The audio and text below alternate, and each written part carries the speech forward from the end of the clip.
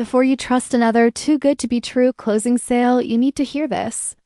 Because Mary Grace Charleston is being presented as a heartfelt boutique brand with a story that feels authentic and emotional.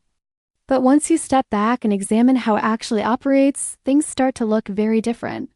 The brand claims a connection to Charleston and gives the impression of a long-standing boutique. Yet there's no solid evidence of any real physical presence or history outside of its own website, which itself appears relatively new despite suggesting years of credibility. The products may look high quality in photos, but those images often feel overly polished or artificially enhanced.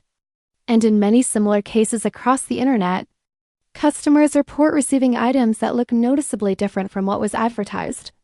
Another detail worth paying attention to is the pricing strategy, with massive closing sale discounts creating urgency, pushing visitors to buy quickly rather than think critically. When you analyze deeper, the product catalog doesn't seem unique and closely resembles generic items commonly found through large overseas suppliers, which raises questions about originality and branding.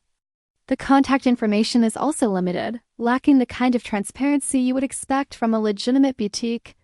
And this becomes even more important when you consider that return policies can be complicated, sometimes involving international shipping that makes refunds impractical.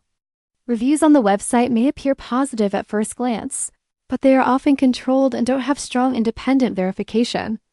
Overall, instead of clearly labeling it as legit or scam, the smarter approach is to recognize the pattern here, understand how these types of stores typically function, and make a careful, informed decision before spending your money.